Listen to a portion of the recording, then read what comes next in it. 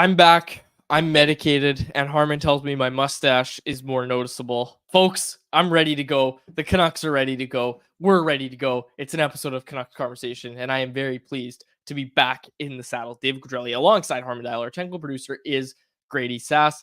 Canucks Conversation, as always, is brought to you by the 2024 Toyota BZ4X. The BZ4X is Toyota's brand new all-electric SUV designed to go the distance for you and your family. The BZ4X is packed with Toyota's coolest tech, but it still has that trusty SUV feel you know and love. And even though it's electric, it's capable of effortlessly conquering any terrain, whether it's rain, snow, mud, or your friend's questionable post-game recaps. The BZ4X will get you through it all. I'll tell you what, I could have used the BZ4X yesterday, Harm. I was having trouble getting through it yesterday. I really wanted to do the show. I said it on Monday that I was starting to feel a little sick. And then yesterday, again, it's not even like I don't have a flu. I don't have COVID. It's just the weirdest thing. Yesterday, it was just my nose was a faucet. I couldn't get it together. I was trying so hard to be able to do the show. Couldn't do it. Thanks to Irfan Ghaffar for filling in for me today. I'm just a little short of breath, but you know what? I went to the park this morning with Bert, threw the ball a bit. He had a great time. I had a great time. I didn't have to run much, just throwing it. It was a lot of fun. But I'm back, and I'm ready to go. I'm feeling good. And people early in the chat here, Marco Lou, that is drawn on, he says, of my mustache. Sam Wilson, did someone take a Sharpie to their lip? What else? There was something about your trimmings. Yeah, Sam Wilson, you look like you glued on Harm's beard trimmings. I hate this thing because you said today, oh wow, the mustache is noticeable today, and what, you didn't see me for a day, and this is the difference from Tuesday. Like, I slept a lot yesterday. Does hair grow more in your sleep? Is the trick to facial hair just for me to sleep longer? Dude, it's actually wild because it went from like by the end of the Nashville round, I was still like, I noticed absolutely nothing. Like nothing. Like I forgot you had said that you weren't going to shave. Then around last week, I was like, okay, I noticed a little bit of fuzz when I see you in person. And then it's like you skipped 5 steps, and now it's like you definitely are not allowed anywhere near an elementary school. Yeah, I mean, look, man, I don't know what to say. Like, I really want to shave. I don't want the Canucks to lose, and that's the deal. Is as soon as the Canucks are out, this thing's gone. I don't like this at all. But yeah, it's like the same density as your eyebrow hair. My eyebrows are thicker than that is the thing. A little bit. Like your other eyebrow looks a little, maybe it's just the lighting. Yeah, maybe. Okay.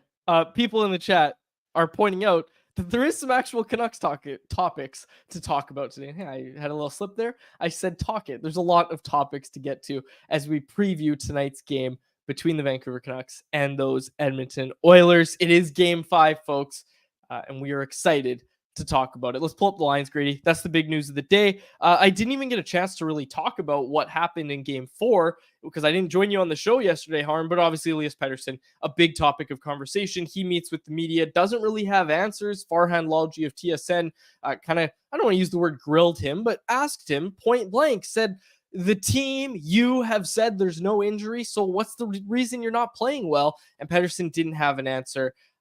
Curious to see again what we see at the end of the year, but I'm tired of this conversation about, oh, well, he has to be hurt. We don't know that. We don't know. In fact, all we've heard is that he's not hurt. So unless something comes out at the end of the year, we just have to treat this as a player going through a slump. And right now, that's what it appears to be. And that's how Rick Tocchet appears to be approaching this, as he has Pettersson playing with Elias Lindholm and Nils Hoglander at morning skate today.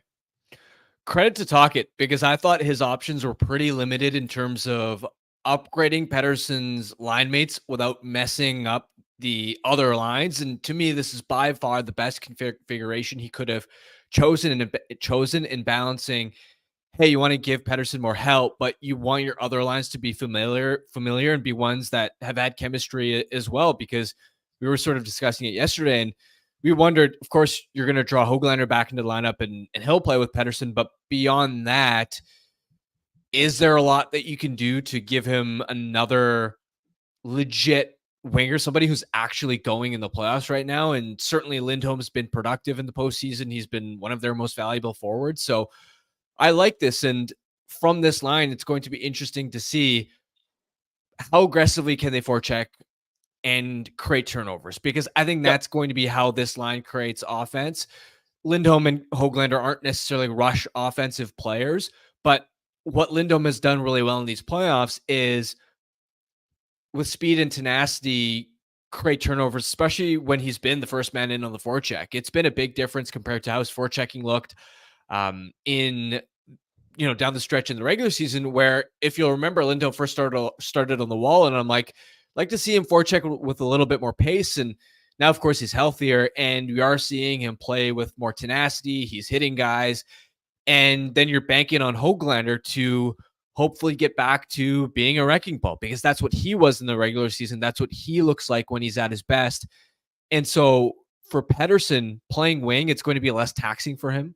There are going to be fewer defensive responsibilities, but he's going to have to win wall battles. He's going to have to be strong on his feet, strong on his stick. He's going to need to be ready to absorb contact. And especially in situations where the puck's rimmed around the wall, like that's how you have to hold on to pucks. That's going to be the key to making sure that you get set up in the offensive zone. And from there, if you are able to get it deep and apply quick pressure, stay connected, then presumably you're not going to play against their top pair. You're going to have one of Soucy or Nurse always on the ice. And those guys it's not just that they struggle to break the puck out or that they have defensive lapses. It's also, despite their size, they lose a ton of battles down low. So that's something that I'm looking for that line to hopefully take advantage of. Yeah, and looking at the third line, which we assume is going to be deployed as a second line, really, the Canucks have a top 9 forward group that they're going with here. I really like these line combinations from Tocchet, and I was thinking about it a lot yesterday. I threw out the tweet wondering aloud about Jonathan Lekkerimaki. This is undoubtedly a better decision than the one that I cooked up yesterday of throwing Lekkerimaki on with Pettersson, throw them on the fourth line. I don't know if you guys touched on that wild take yesterday. Maybe you ignored it, but yeah, that was the take I threw out yesterday. I didn't really think about this combination. And this is why Rick Tocchet's up for the Jack Adams and I'm not, because I really like these line combinations. Again, you're going back to the Blueger-Joshua Garland line that was so dominant for a good stretch of the season. And while I know Teddy Blueger's offensive touch isn't there, he's done a really good job of just reading well off Joshua and Garland, and the chemistry is undeniable with those three. And again, for Hoglander individually, you have to assume that being a healthy scratch is going to light a fire under him and that he's going to come out and be better than he was earlier in these playoffs. And for Pettersson, you touched on it a lot there, Harm. He's now got the line mates. He should have the line mates. Elias Lindholm's going. It hasn't looked good when Lindholm's played with Pettersson down the final stretch, but I think, let's be honest here, Harm, this is a different Elias Lindholm that we've seen so far in these playoffs, and you touched on his forechecking ability. Should be a different look for this line tonight than maybe what we saw when these three were together in the regular season. So I like this. I like this a lot. I like this lineup that the Canucks are going with here.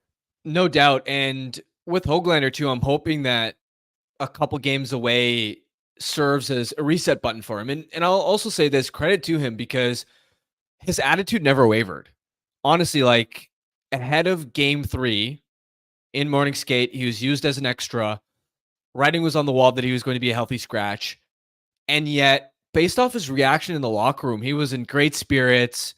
I was actually joking around with him about like his beard has come in really thick. And I was just like, dude, I didn't know you could grow a beard like that. And whatever, like he was in high spirits. And to me, that's impressive for a young player in that situation, because think about how crushing it could have been in his mind, where I've been one of the NHL's most productive 5-on-5 scorers in the regular season. Now, for whatever reason, I can't make an impact in the playoffs. Now I'm a healthy scratch. Am I ever going to get back into the lineup? But he was unfazed through it all. Tocchet also touched on how he continued practicing really hard. And again, Tocchet also highlighted Hoglander's attitude. So I'm hopeful that he's able to get back on track. And in terms of that Blueger-Joshua Garland line, I mean, they've just been greater than the sum of their parts, right? When you look at that line on paper, like when Oilers fans look at that line on paper, if they haven't watched the Canucks a lot this year, they're not going to think that's a particularly exciting combination. But for whatever reason, there's some type of magic in terms of how they're always so well connected, how they always support each other with the puck so well. It's like one guy on that line will have possession and there's a second forward in the perfect spot so that the first forward has an easy pass to make the next play. Same thing on the forecheck, same thing on the breakout. Like it's actually really, really remarkable. And I've also spoken to Garland about what does Bluger do that really helps make that line click. And I remember Garland specifically highlighted that there are so many little plays Bluger does in the offensive zone to keep possessions alive with the stick, to disrupt a breakout pass or poke a puck along the wall to somehow just keep it in. So I'm excited to see how those guys fare. And now that we have the line combinations, I'm just curious to see matchups wise, which line is going to get the Draisaitl assignment. Is it going to be the Lindholm one because Lindholm has excelled a ton defensively, or are they going to lean on Bluger, Joshua, and Garland in that role? Yeah, it's going to be interesting, and they have options, right? They have options tonight. They have options tonight when it comes to the matchups. I also think that's a kind of not underrated part of it because Tocchet's been fine. Excuse me, jeez. Tocchet's been fine on the road all playoffs long with the matchups, but I'm curious how it's going to change things tonight. In goal harm, Archer Sheilov starts for the Canucks, no-brainer there. Calvin Pickard goes for the Oilers. I also think that's a no-brainer. Again, I poke around the Oilers spaces a lot. Saw some discussion about maybe getting Stuart Skinner back in there. I don't know why you would. Calvin Pickard's the guy until he's not the guy. And he spoke about it today. The Canucks didn't test him a lot in game 4. Obviously, the Canucks are going to be hoping to do more of that in game 5. But Pickard got you the win, and that's better than Skinner can say, right? So you gotta stick with Calvin Pickard, in my opinion. So I like that. I like that they got to. They're going with Calvin Pickard in net. Okay, we were gonna do anyone else before, but we're gonna get to Frank because Frank is here early, which is good. Is Frank ready, Grady? Because we'll get to him ASAP. Because Frank wanted to do 2:30, and I said 2:15 is better, and he was so accommodating. He's here at 2:14. Look at that. Okay, I think he's good. Let's bring him in. Let's bring in Frank Seravalli, who is brought to you by the Daily Faceoff Playoff Parlay Challenge. Instead of just telling you about it, I'm going to show you my picks. Pull up my picks today, Grady, because this is great. This is right in my wheelhouse. You know I'm a vibes guy, Harm. You know I make all the right picks. Before we get to Frank, Grady, pull up my picks. Oh, you don't have them ready. Okay, I can find them. Hang on. I can find them myself. So you do picks for both games that are happening, which obviously there's the Rangers, Hurricanes. So I've got Carolina winning tonight, over 5.5 goals.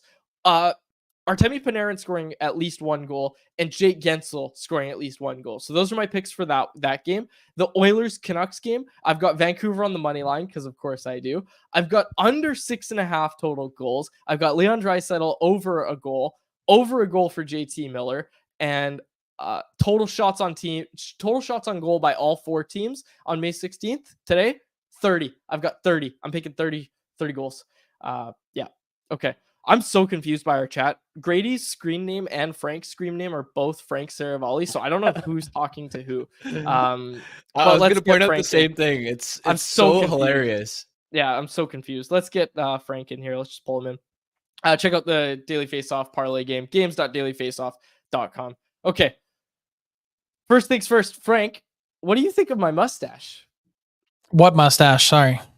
Okay, I'm fine with that because the first thing I heard today was, oh, I can finally notice it. And I really don't want people to notice it. I'm not a big fan of it. I want to shave it. Seems like you're not allowed near school zones with that thing. Please. Yep.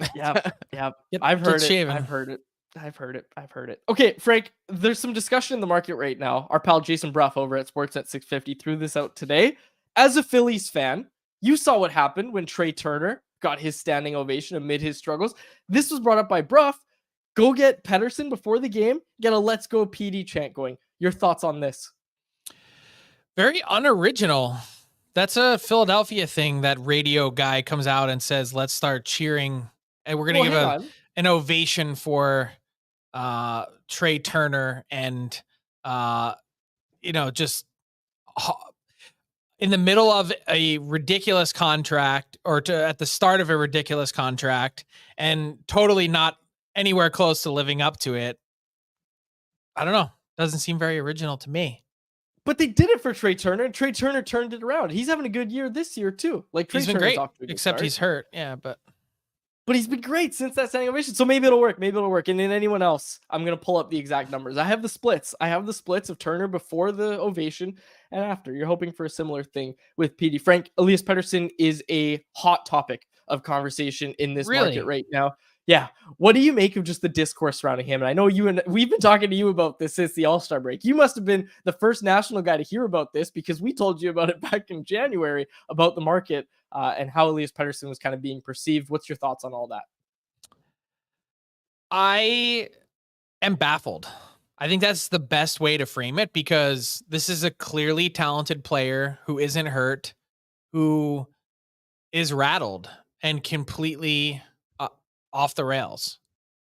I mean, you watch game 4 and you watch the turnovers that he made, and you guys have spent all year around Rick Tocchet. If you want to drive him absolutely batshit crazy, give the puck away for no reason. And there were at least 3 egregious turnovers where he just felt pressure, was maybe trying to avoid contact. That's what it looks like. And flipped the puck away for no reason at all. That's enough to make his head explode, which is why he answered the way that he did about, I don't know what else to say anymore. There's obviously been this chicken or the egg debate about, is Pettersson not playing well because he's not playing well, or is he not playing well because he's playing with line mates that have been no good? The other part of that might be he hasn't really earned the right to play with better line mates and or get more minutes because he's been a ghost. I mean, how do you get to nearly the midway mark of these Stanley Cup playoffs and not have one single shot from the inner slot? Like not one. And so I think these changes today are not just important, but necessary, because I think the Canucks, for once and for all, need to eliminate the narrative of, hey, he didn't play with good line mates. It almost like absolves them of themselves. And yes, Rick Tocchet has a responsibility here, as he mentioned at the rink this morning, that he needs to, it's up to him as a coach to put him in spots to succeed. And now he's going to give him a carrot, and we're going to see how he reacts tonight in game 5. On a scale of 1 to 10, what's your confidence level that playing with Lindholm and Hoglander now that he can get going tonight and for the rest of the series? Well, the Hoglander part scares me because he obviously has had his own struggles this series.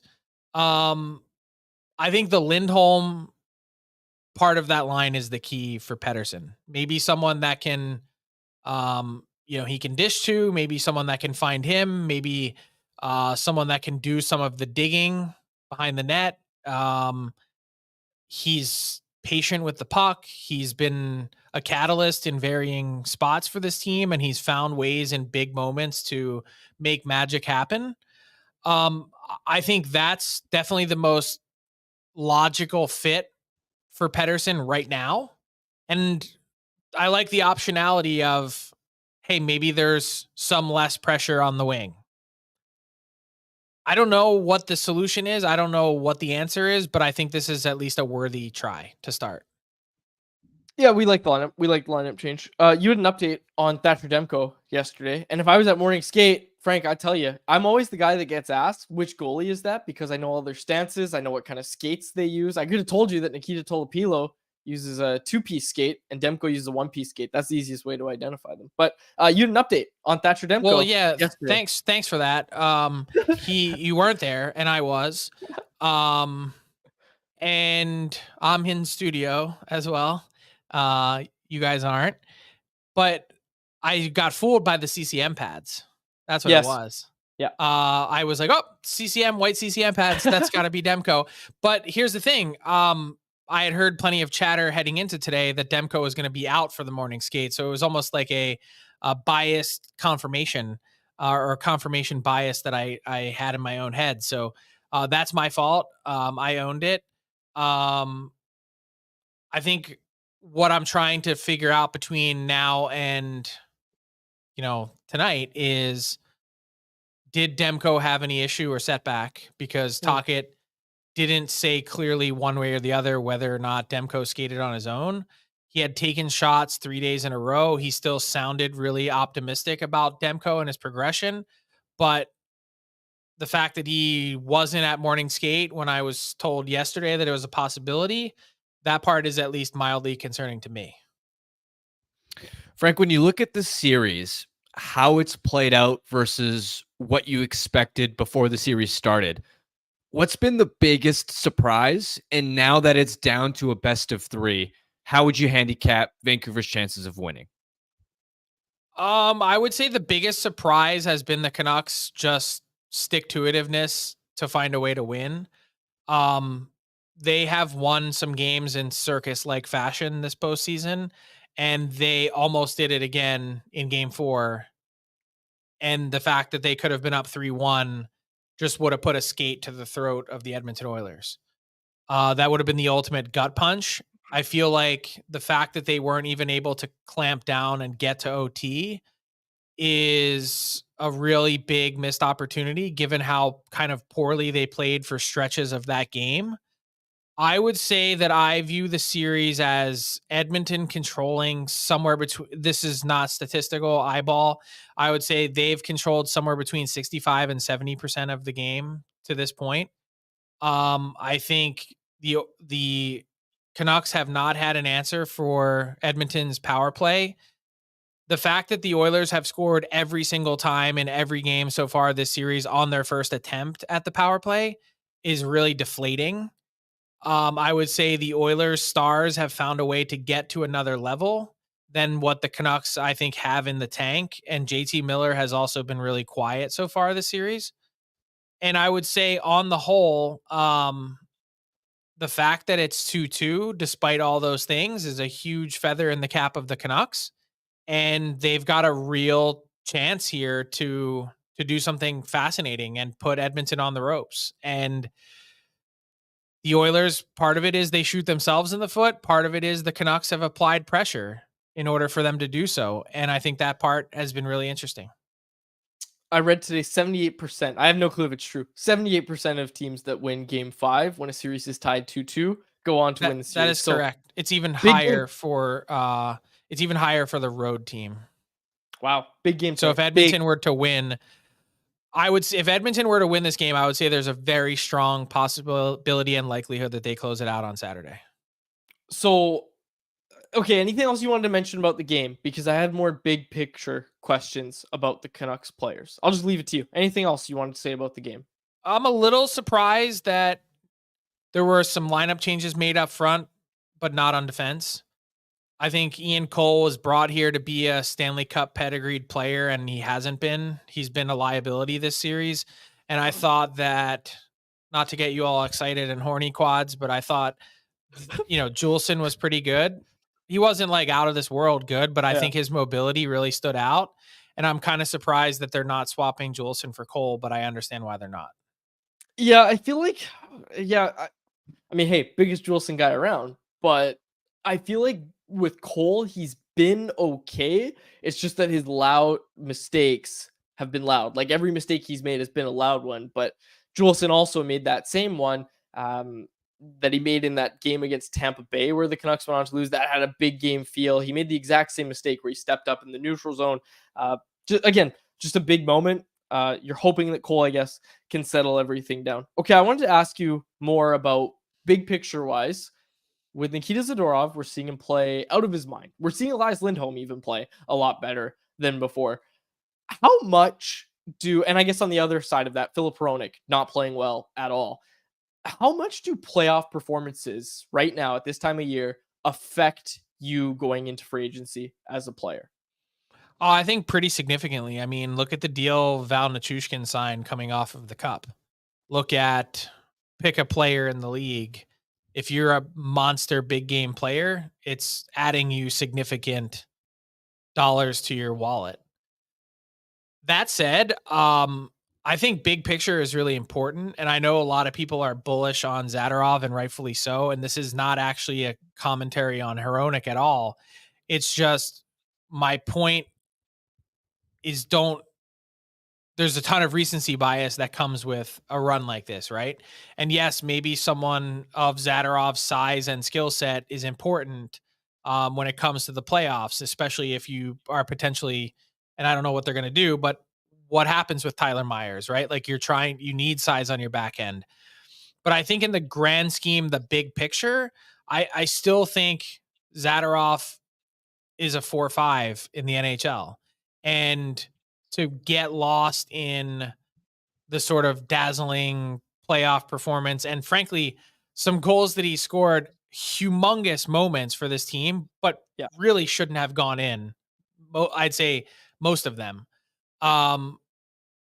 You just don't want to get lost in that when you're committing significant term and dollars. And so that's what he's looking for. I think he thinks he can get 6x6.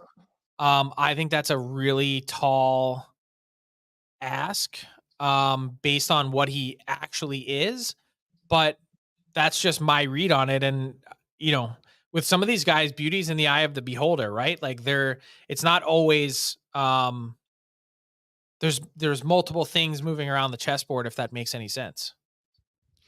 Shifting back to tonight's game, how confident do you truly think the Oilers are in Pickard? He was solid in game 4, but didn't really get tested much with the Canucks not generating a lot from the inside. If the Canucks are able to get more inside looks, how confident do you think the Oilers are in him, and how confident are you in him? I think the Oilers are pretty confident in him, certainly more than I am. I think he makes even the routine look like an adventure at times. And I think it was just a hell of a spot to put him in. He mentioned today in the room after morning skate that he was definitely more nervous last game than this one to get that first playoff start out of the way. So he should maybe settle in a little bit. At the same time, I think in the back of the Oilers' head, you're always thinking long game, right? Like you're thinking, yeah, it's great. We need Pickard right now because he's accomplishing for us something that Stuart Skinner hasn't been able to do, at least in one game. But I don't think they can beat, if they were to advance, the Stars or the Avs next round with Cal Pickard in net. They have to go back to Stuart Skinner at some point. So this game is going to be really a strong indicator of what happens next. If the Oilers win, you're obviously sticking with Pickard. If the Oilers lose, it depends how they lose, really, to decide what happens for game 6. Is it a 2-1 game? Did Pickard play well? If they lose 6-5, I think you've got both teams asking questions. Is it Demco time? Is it Skinner time? And it's going to be a really fascinating way to see this game develop. I don't want to speculate, but it just feels like the Canucks are, again, I don't want to speculate. I don't want to get too conspiracy theorist over here, but, Canucks lose a game. Oh, yeah, Thatcher Demko's developed a lot over the past 72 hours. He's progressed a lot over the past 72 hours is what we hear right after that. This was always the plan, dude. I tweeted it. Are you insinuating that like they're gonna push him back and they've been ramping up their public commentary to then make a play to put him back in the net? Yes. Like seriously, go check my Twitter feed from 10 days ago. And when I tweeted game 6 and 7, distinct and realistic possibilities. And I said, the next week's going to be critical. And I said, he's going to begin taking shots on Monday, which he hit that timeline, has now taken shots 4 days in a row. Just confirmed while we were talking, got a message, no setback with Thatcher Demko. Everything's all good. Where's the conspiracy? Okay. It's exactly what I laid out for you. Yeah, no, it is. So, what I'm going to push back a little bit on is the idea that if Shelovs doesn't play well tonight, that, then they have a decision to make or start to think about. I think even if Shelovs does play well and they lose, they have a decision to make. That's my point. That was my point. And that was what I was pushing back on, was just the fact that I think as soon as Demko's healthy, and I love me some Shelovs, as soon as Demko's healthy, he's your guy. Like as soon as he's ready to go, as long as you get clearance from doctors that he doesn't have the ability to injure himself any further. I'm sorry, but if you're telling me I can put in one of the 3 or 5 best goalies on the planet, I'm putting him in, who, by the way, has unbelievable numbers against the Vancouver Canucks in his career. In the 919 save percentage. Yes. I'm sorry, every single time I'm doing it. Yeah, undoubtedly. I absolutely agree with you. I don't know why Frank, people are like, oh man, they're gonna rush him back. They're gonna do that. Like, you only can do what you can do. If he's not capable, he's not gonna go in himself, because no one wants to go into a series and have their team's game hinge on you playing like absolute shit because you can't move your knee. Yeah, I like it. He's going to be good. He's going to be good when he comes back. Like, I have no doubt. It's, again, we've seen him come back from a similar injury just a month ago. So I'm looking forward to it. I'm looking forward to seeing Thatcher Demko back in the Vancouver net. Hopefully they can do that by game 6. But again, we don't know just yet. It'll be interesting to see. It's going to be a good game. I can't see your chat. So how many people are shitting on me today? No, someone actually called you the biggest Canucks supporter of national reporters. I would just say I've seen my feed and I've never seen this many people be like, look at, like, whether it's a meme about me and the Oilers or whether it's the other stuff that they're sending me. I don't understand it. I laugh because it's funny and I enjoy the entertainment of it. But like, I mean, I'm just like as dead down the middle as possible. Do you know who I'll be rooting for? Tell me. Whoever wins tonight, that they win Saturday. That's what I root for because I want to go home. Yes. So yes. I do not care who wins or loses. I've said it a million times. This job is stressful enough. If I start worrying about who wins and loses, I'm going to lose literally whatever I have left. And this is the thing. This is what I've been saying the whole time. We work for the Nation Network, Frank. Our interest is Oilers Nation and Canucks Army. Whoever wins this series, that's who we're rooting for. Well, that's who I'm rooting for. I'm not going to speak. I don't root for anyone. I root for 5-game series. That's what I root for, so that I could go home. I love it. Okay, good stuff. Thanks so much for joining us, Frank. We really appreciate it. And yeah, we'll see you soon. See you guys. There he is, Frank Seravalli, who is brought to you fittingly by the Daily Faceoff Playoff Parlay Challenge. Pull up my picks again, Grady. Excuse me. I'm powering through, folks. I'm not feeling 100%, but I'm powering through. Yeah, here are my picks. I highlighted them earlier. You can go play yourself over at games.dailyfaceoff.com. Okay, folks, bit of a shorter episode today. Before we get to anyone else and a quick break, let's get to our Light the Lamp contest, brought to you by our friends over at 4 Wins Brewing. It's game 5, Harm. It's game 5, and you nailed it last game. You absolutely nailed it. You said Lindholm, right? Or Garland? What'd you say? Garland. It was one of those. Yeah, Garland. I think I said Lindholm, and I'm saying Lindholm again, but we'll get to it in a sec. Vancouver is playing Edmonton tonight, and we want to know who's going to score the first goal for Vancouver. If you nail it, you could win a $25 gift card to the 4 Wins Tap Room located at 72nd and River Road in Delta. Enter by following us on social media. Keep an eye out for today's show clip and comment who you think will light the lamp and score the first goal tonight. Winners will be contacted directly. Check us out at Canucks Army on Twitter, at CanucksArmy.com on Instagram, and Canucks Army on Facebook. And make sure you ask about 4 Wins Light Lager at your local liquor store or have some delivered to your front door through the online shop at 4winsbrewing.ca. I am going with Elias Lindholm. I'm going with Dakota Joshua. I like it. So that line, you're expecting a lot from that line tonight. You're expecting them to give you the advantage, to give you the depth advantage that the Canucks should have had all series long, but they just haven't to this point. So let's get to anyone else. Folks, hit us up with your anyone else's. But first, quick break. I got to blow my nose. Here's a quick word from the BC government. To hear from helpstartshere.gov.bc.ca. We've all heard of the overdose crisis, also known as the toxic drug crisis, but did you know that it affects men disproportionately? Last year, 78% of people dying here in BC were men, and the majority were 30 to 59 years old. It's not easy to struggle with addiction, and the stigma around it can make it harder for people to reach out for help. but there is help and support available. Every journey is different, and the thing that helps might not be the same for everyone. So when someone does reach out, be compassionate and have open, non-judgmental conversations. We here at Canucks Conversation want to be part of the solution. If you or someone you care about is struggling, you can find support and services near you at helpstartshere.gov.bc.ca. You can also watch powerful real-life stories of recovery on the Help Starts Here website. All right. Harm, do you have anyone else open by chance? I do. Yeah, I got you. It's time for anyone else, presented by the Vancouver Canadians. The great spring weather is here, and it's time to get out to the net to catch your Vancouver Canadians in action. The Seas are on the road, but have a 6-game homestand starting on Tuesday, May 28th, which includes a superstar appearance by Buck Martinez on the 28th, a nooner at the net on Friday, May 31st, and a family fun Sunday on June 2nd. Catch fireworks, giveaways, Friday nooners, and superstar appearances all spring and summer long. To get your tickets, call 604-872-5232 or go to canadiansbaseball.com. Okay, I got to talk about it in the topic of baseball.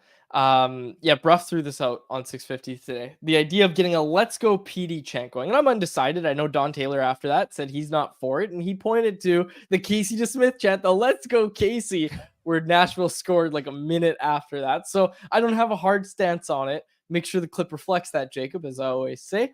But Trey Turner splits. And I don't want to go too into baseball here, but Trey Turner, really solid shortstop, played with the Washington Nationals, had a stint with the LA Dodgers, signs this big contract with the Phillies. Then at the World Baseball Classic, which is the international competition that they have before the season every 4 years, Turner is a monster for Team USA. Looks like he's going to be one of the best shortstops in the game. He starts the year and he is just absolutely brutal all season long, basically, from April to August 4th. August 4th is when Phillies fans, who are notoriously difficult sometimes, had a standing ovation for him. They did a standing ovation for Trey Turner as he came up to the plate on August 4th. Here are his splits before the ovation. He had a .235 batting average. His slash line, I'll just read you a slash line. .235, .290, .368 with just 10 home runs and 34 RBIs. Then 1 month, just 1 month after that ovation, .364, .398, .754, 11 homers, and 31 RBIs in just 1 month compared to those 4 before that. Unbelievable difference for Turner after he gets that standing ovation. So I don't know. We have proof of it working. And then of course the Phillies went on to win a lot of games, and then they went on to the World Series as well in that season. So hey, I don't know. It's worked. It worked for Trey Turner. Maybe it happens for Elias Pettersson. A little Let's Go PD chant, a little standing O. Well, fans are already standing. That's the thing. It's not a standing ovation because they're already standing. But if that was our narrative for everything, it'd be like Teddy Bluger got a standing ovation when he was announced in the starting lineup. But no, just get the Let's Go PD chant. I think I like that. Yeah, I like it. I know that the Let's Go Casey chants went south, but I don't believe in, if you say let's go whatever player, that's bad luck. Yeah, I'm with you. Corey Shuchuk in the YouTube live chat, solid start to anyone else. If we chant for Ian Cole, he'll score on us again. Oh, come on, don't be mean to Ian. Ian Cole's tried his best. And I pointed out with Frank, and I'll say it again, he's been fine. It's just that the mistakes have been such loud mistakes. It's been pucks going off of him. It's been him making a crucial error in his own end and then it resulting in a goal. But he's been solid. Like, he's been good on the penalty kill. You stick with him. I'm not surprised that they're going with him. Bigger than that is I just don't trust Juleson either, right? Yeah. He was solid in the regular season, but he's gotten into a playoff game twice. And each time he's had a critical breakdown in a game that's been relatively low scoring, right? Game 2, I believe it was, at home ice, where Tyler Myers was out with an illness and he got lit up by Philip Forsberg. And then the stepping up to go for a big hit on not on Ryan Nugent-Hopkins, on Matthias Ekholm, which then led to Nugent-Hopkins' heartbreaking goal at the end of the period, which honestly at that point you were like, that's a massive goal swinging in Edmonton's direction, because if the Canucks entered the intermission down 1-0, despite having been dominated for 2 periods, I bet you Vancouver would have felt pretty good about, okay, if we just get to our game, all we need is 1 goal on Calvin Pickard. So Yeah, I think for that reason, especially if you can scale back, I mentioned it on yesterday's show, just scale back Cole's matchups. He spent a lot more time against McDavid and Draisaitl than he should be. I think in large part just because he gets a lot of D-zone starts. Just scale those back. Hopefully he can then clean up his puck management, which for most of the season and especially in the first round against Nashville was pretty solid. And I'm sure he'll get back to being at least serviceable. Cole is the new Tyler Myers. Meanwhile, Myers has been great. Yeah, Myers has been really good in these playoffs. And of course, they get Carson Soucy back tonight. He's been phenomenal all playoffs long. Going to be a nice addition to the Vancouver Blue Line for tonight's game. Okay, I'm sure we're going to get some more questions about tonight's game, and we'll talk about them. But one topic that Frank kind of touched on there in his hit was Nikita Zadorov and the idea of a 6x6 for Nikita Zadorov. So Grady asked the YouTube chat, if you were the Canucks, would you sign Nikita Zadorov to 6 years at $6 million per?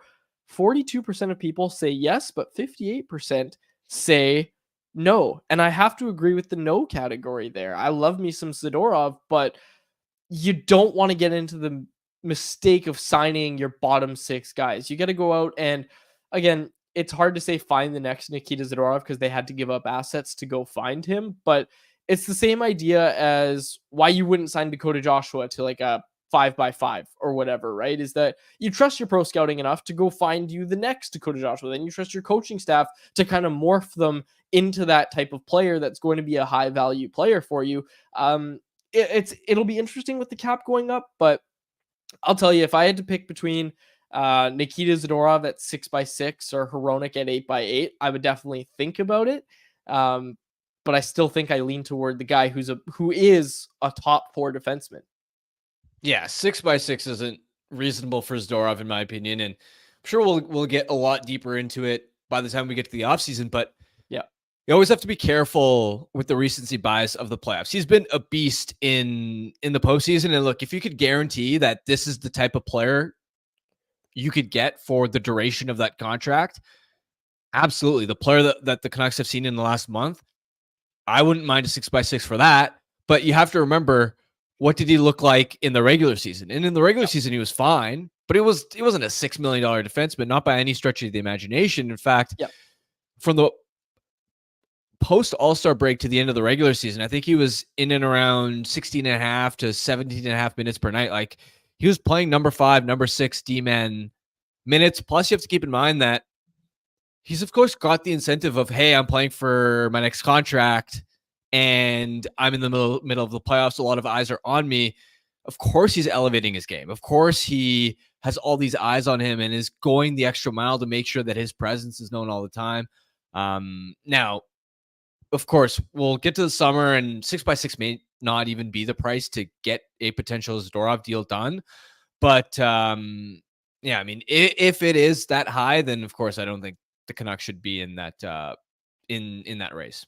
Our guy over at Leafs Nation, Nick Alberga, was reporting that the Leafs are going to go hard after Zadorov. Least surprising thing I've ever seen. Like I said, I saw someone tweet this and I stole it, and I'll keep saying it. I can't remember who it was, so I apologize that I'm ripping it, but I'm going to keep saying it.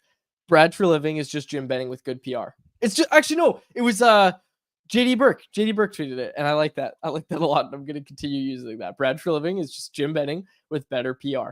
So yeah, Zadorov, they're going to go after him for sure. Okay, we've got a few about me in elementary schools, but we've got one that's worth reading about Pettersson tonight, Harm. This one from Vin XD, regular listener of the show. What do we need to see from Petey tonight? At minimum, a point or at least a shot on goal. What would get us and the management team the most excited? I think he just needs to start winning some board battles at minimum. I'm talking about the minimum here because this is the thing. Everybody talking about line mates. I was like, well, Sam Lafferty's not yelling at him to not go into a board battle or to fall over as soon as there's any pressure on him. Like, it's not like Sam Lafferty's making him do that. So go win your puck battles. Be strong along the boards. That's what you got to see at minimum tonight. Yeah, and it also depends on, again, what matchup do they get? Because if you're getting the Leon Draisaitl matchup, my expectations for that line is to simply hold its own. If you can essentially play that line to a draw, that's a win, because then you're banking on the Blueger, Garland, Joshua line to be the difference maker against the Ryan McLeod line. But if the Lindholm, Pettersson, Hoglander line goes up against the McLeod line, well, then because your matchup is significantly easier, then I'm expecting some offense from that line.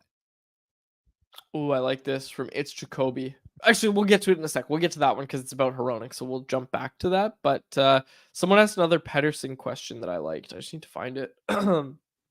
It was a good one because people are curious about Pettersson, and it was one specifically for you, Harm, about Pettersson playing on the wing. This one from H in the chat. Harm, can you talk about how Pettersson has done on the wing in the past? Would playing wing allow him to take more risks in the offensive zone? Yeah, he hasn't played a lot of wing. I feel like whenever he gets moved to the wing, it's been stretches where he's kind of struggled anyway, when I think about like years ago. So it's tough to judge him on that sample size because it's already been when he hasn't been playing at his best, which I guess you could kind of draw some similarities to now. The other time we saw him on the wing was at times when we first saw Lindholm, Pettersson, and Hoglander together, where Lindholm and Pettersson for a while flip-flopped in terms of who would play center, who would play wing. And it didn't really work. But again, it was also a time when Pettersson wasn't playing his best anyway.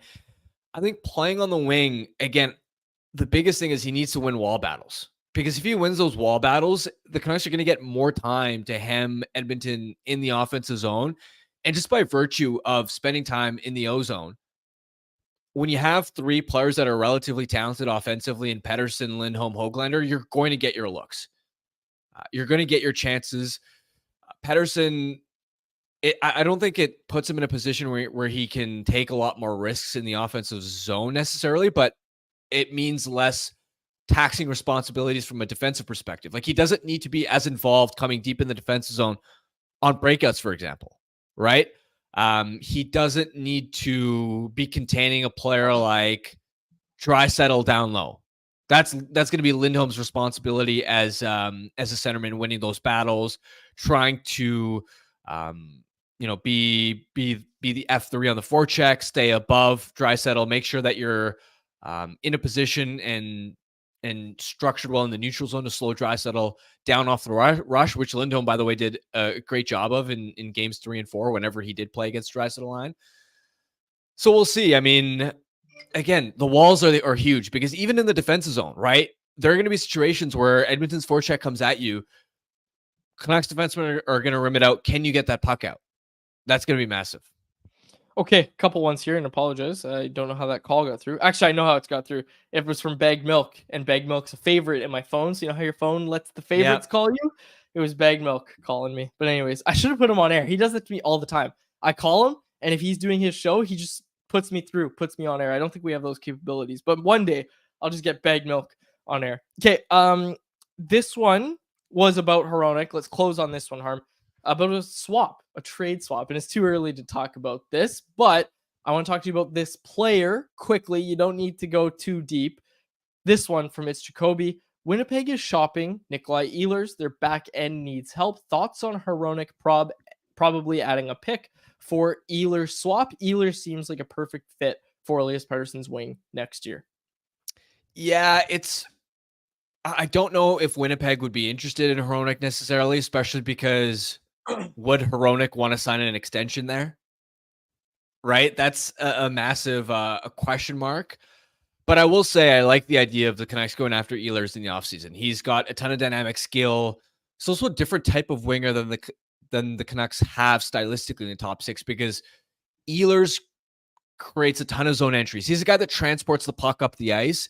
It's kind of like a poor man's Nylander in that sense, where he can carve around the neutral zone. He can actually drive play, right? He's not a complimentary finisher. He's not a player that you're just looking at and saying, okay, Pettersson, you drive the bus and I'll be open here in the slot and you feed me. You do all the heavy lifting. No, Ehlers can do a lot of the heavy lifting. He's dynamic. He's skilled. I also think that his track record, he deserves more opportunity than what he's gotten in Winnipeg in terms of his ice time. He's averaged first line production with middle 6 minutes. Like, I think this year he averaged fewer minutes. I think whether it was at 5-on-5 or total ice time, I can't remember, but fewer than Mason Appleton. Appleton, of course, was on Winnipeg's third line. Winnipeg's third line was terrific this year, but absolutely, if Ehlers is available this summer, you go after him. What does a trade look like? I don't know. Way too early to tell. but he's the type of player that I would look at to upgrade Pettersson's wing. I love it. I love it, Harm. Okay, let's get to our Bet365 bet of the day, brought to you by, you guessed it, Bet365. Bet365 is proud to join Canucks Conversation for the playoff run. Open an account with Bet365 today and bet on a huge range of markets. Whatever the sport, whatever the moment, it's never ordinary at Bet365. Be sure to use code VANBONUS when you sign up for an account. Harm, we're keeping it simple. Tonight it's Canucks on the money line. They are underdogs once again at plus 125 odds. We're hammering it. It must be 19 plus play. If you choose to play, please play responsibly. I like it, Harm. I like it. I'm taking Canucks to win. You know I'm taking it. Let's go. All right. We'll be back at the Wall Center tomorrow. It's going to be a big show, folks. We're going to be recapping tonight's game, and we're going to be previewing the next game, Game 6, which will take place on Saturday night, right? Yeah. Nice. Doesn't get much better than that, folks. Tonight's a big game. We hope you enjoy it, and we'll be back tomorrow. Signing off, I have been David Quadrelli. That is Harmon Dial, and our technical producer is Grady Sassar. Thanks again to Frank Seravalli for joining us on this episode of Canucks Conversation. Canucks Conversation with Harmon and Quads, brought to you by the Toyota BZ4X. The BZ4X's fresh look is just an added bonus to its range, since you can drive up to 406 kilometers on a single charge. That's enough to get you from Kitsilano to Whistler or Kamloops to Kelowna and back, and still be home in time for the game. Now that's what we'd call electric. The best part, by choosing electric, you can get up to $11,000 in rebates and incentives. The BZ4X are in stock and selling quickly, so make sure to visit shoptoyota.ca or your local Pacific Toyota dealer to get your hands on one. Canucks Conversation is live Monday through Friday, every weekday at 2 p.m. over on the Canucks Army YouTube channel. Make sure you like, subscribe, and interact in the YouTube live chat every day with us, folks.